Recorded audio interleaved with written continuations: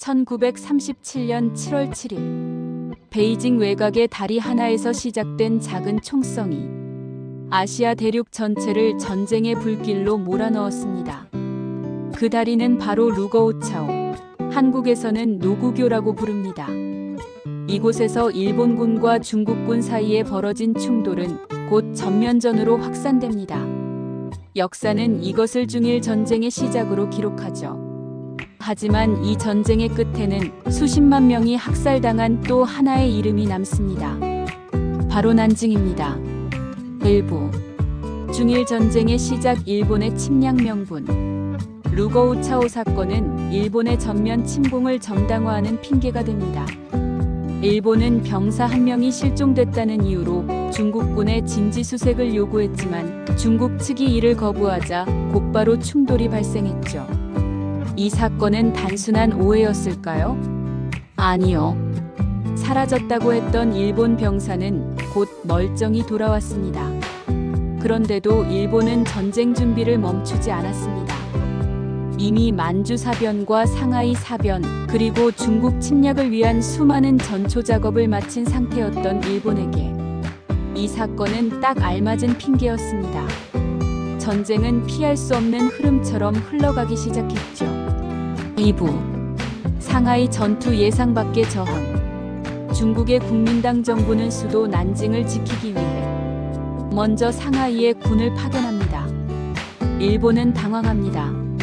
중국은 3개월이면 무너질 것이라던 예상이 3개월간의 처절한 저항으로 바뀌었으니까요.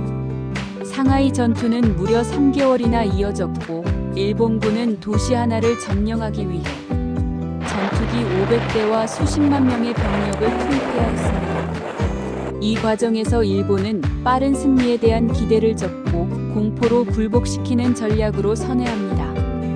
그 전략의 첫 대상이 된 도시가 바로 난징이었습니다. 3부 난징 함락 전투의 끝, 학살의 시작. 1937년 12월 13일 난징이 함락됩니다. 그러나 도시는 함락되었지만 사람들의 고통은 그때부터 시작됐습니다.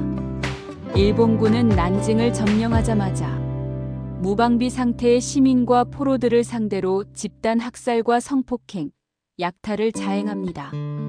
그 규모와 잔혹함은 오늘날까지도 인류 역사상 가장 끔찍한 전쟁 범죄로 남아있죠.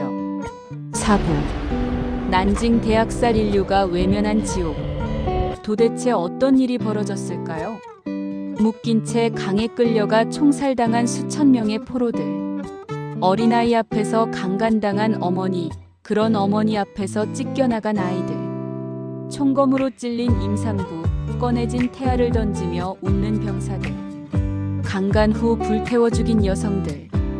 중국 정부는 사망자 수를 30만 명으로 추산합니다. 일본은 이를 부인하거나 축소하려고 합니다.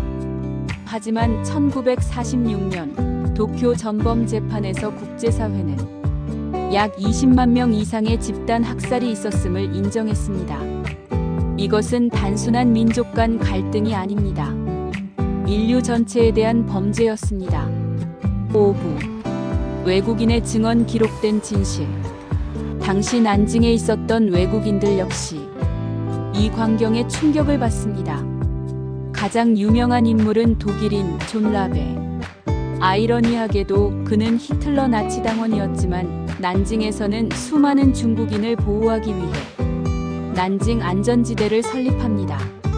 또한 미국 선교사 미니 베트린, 의사 로버트 윌슨 등도 몰래 사진과 영상, 일기를 남겨 국제사회에 이 잔혹함을 알렸습니다. 이들이 남긴 기록은 오늘날 우리가 난징 대학살을 기억할 수 있는 이유입니다. 6부 전쟁 범죄와 처벌. 그러나 끝나지 않은 책임. 전쟁이 끝난 후 도쿄에서 열린 국제군사재판에서 일본군 지휘관 중 일부는 전범으로 처형됩니다.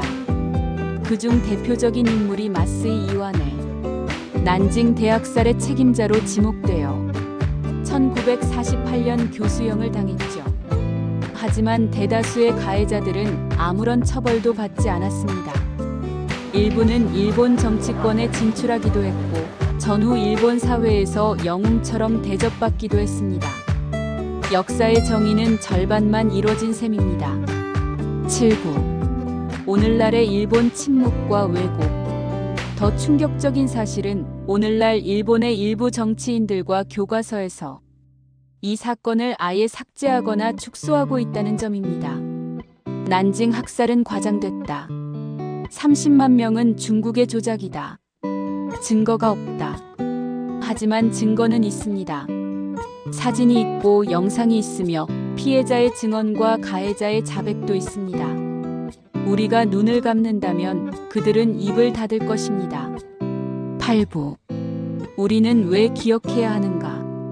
난징 대학살은 단순한 역사적 사건이 아닙니다.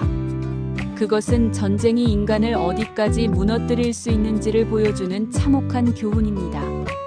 진실을 외면한 기억은 반복을 부릅니다. 책임지지 않은 역사에는 다시 같은 비극이 찾아옵니다. 우리는 기억해야 합니다. 누군가는 묻고 누군가는 말해야 합니다. 타임키퍼는 역사의 침묵을 깨우는 목소리가 되겠습니다. 오늘도 함께 해주세요. 구독과 좋아요는 잊힌 진실을 지켜내는 당신의 작은 행동입니다.